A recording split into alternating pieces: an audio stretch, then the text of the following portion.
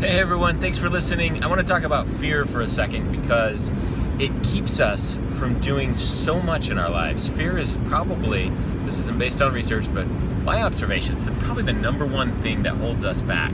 We're afraid of something happening or not happening, or we're afraid of an outcome. We're afraid of what other people think of us.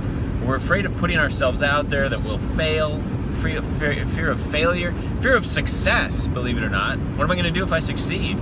I've never done this before. What if everything happens the way I want? That can be a legitimate fear for people. So fear is a real thing. And that's the first thing that you need to accept when it comes to fear, is just realize it's normal. If you don't feel fear, something's probably not right.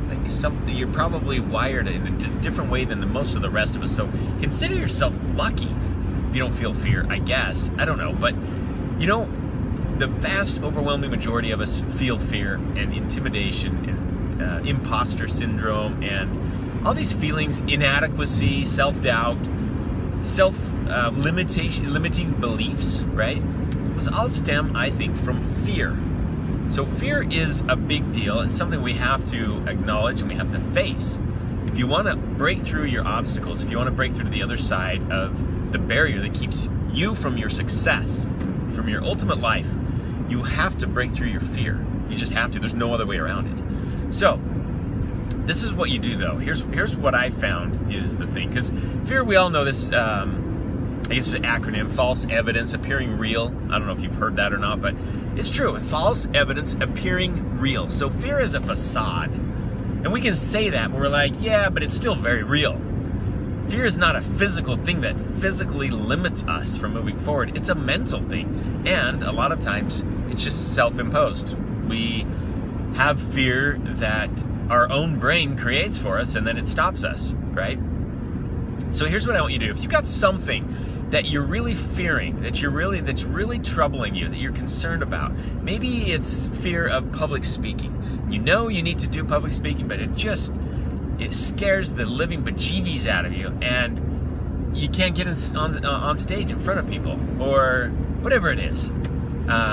Here's what you do. You take that thing and you start, I've heard this, and I didn't make this up, but it's fantastic. It's called the fear chain. So you're going to take it down the fear chain, step by step. You literally sit down, you go, okay, what's the worst that can happen? I get on stage, what's the worst outcome? Why is it so bad? Okay? Well, the worst outcome is I want to speak, I do my presentation, I totally flop, and everybody in the room thinks I'm just the biggest loser in the world. All right? Worst outcome, right? I can't think of much worse when it comes to public speaking. You totally flop, you're embarrassed, you don't deliver your message right, and you didn't do it. Yeah, everybody thinks you're a loser. Okay, so you got that. So then you say, well, okay, why is that so bad? You say, well, okay, because I don't like failing, because it makes me feel bad. It makes me feel less of a person. And I don't want everybody thinking I'm a loser, because I really value what people think of me. All right, so break it down another level. Why is that so bad? Well, because I don't want people going around talking to their friends about what a bad job I did when I spoke. Okay, but if that did happen, why is that so bad? Well, because people might believe a certain way about me, not having even been there, taking someone else's opinion, and they might start forming opinions about me. Okay, so why is that so bad? You keep doing this all the way to the end, and you'll find that at the end, there really isn't any substance. You know what? People fail all the time. You ever watch Meet the Robinsons? It's one of my favorite movies. I love that show. Talking about failure. And failure is a huge reason why we have fears. The little boy invents something and it fails. It's a peanut butter and jelly gun or something. And everybody cheers and applauds and they make him feel wonderful for having failed. Why? Because he tried something. He wasn't afraid of the outcome. Now, if we break it down in our mind all the way through the fear chain to the end, there really isn't any substance at the end of the day. People really don't care that much. They have their lives and they are so busy They don't have time to dedicate to sitting around thinking, man, what are you doing and why are you failing? And I can't believe you stepped out and did this and that. And if they are that type of a person, well, they're not your friend anyways. They're not somebody that you really care about. And let's say that you did speak, and I'm just using this one example. Use yours, whatever your fear is. But let's say that you did do a speech and it failed miserably, and you're in front of, what, 200 people. You're like, well, I can never speak in front of them again. Okay. Well, you still got 7 billion left in the world. It's going to be okay, right? And how many successful speakers out there failed at first, failed miserably at first? I'll bet you can find dozens of them if you did some research.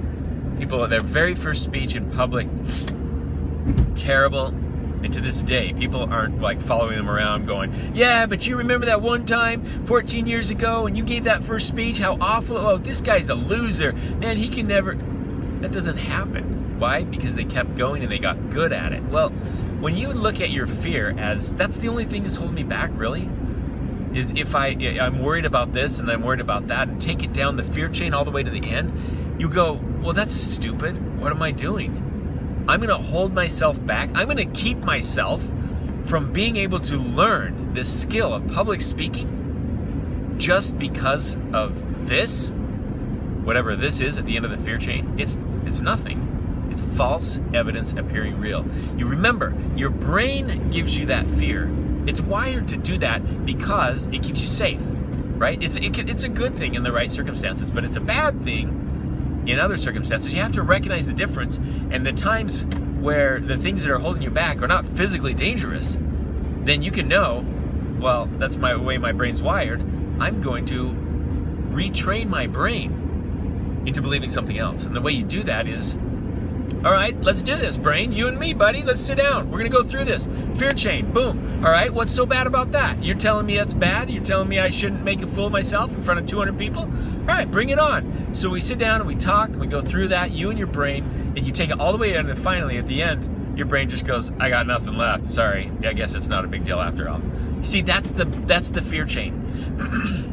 So if you've got something major that you know you got to be doing, you know you got to figure out how to do, and it's fear is holding you back, take 10 minutes, sit down with your brain and do this exercise. We actually write it out on paper. It's worth your time to go through because it teaches your brain. Your brain is almost like a second person inside of yourself. You got to think of it as there's me and then there's my brain. Your brain kind of controls things, so everything kind of goes through your brain. So if you get your brain right, then life's a lot easier for you to get right for yourself. So you're tricking your brain, right? You're going to go, okay, buddy, let's do this. You sit down and write it all out.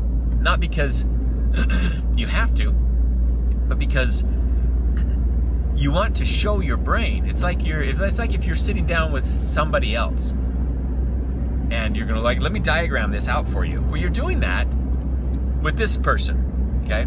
That's how that's how I want you to think of it. So you diagram it all out, and your brain goes, oh, gee, I guess not a big deal. Next time it comes around, yeah, you're still going to feel the fear. But your brain's going to remember, we did that little exercise, and you're not going to die, and it's probably going to be okay, and you might fail, and that's okay too, but let's do it anyways. So courage is not the absence of fear. Courage is moving forward in the face of fear. Courageous people feel fear. Fear is very normal. Everybody feels fear. It's a very normal human emotion. Don't feel like you're any different, you're any special, or you're an idiot just because you're feeling fearful of doing something. It's very normal. What you can't let that do is paralyze you. You don't want that to hold you back. So break it down to the worst degree, the worst that can happen, all the way to the end of the fear chain, and prove to yourself that it's really not a big deal after all.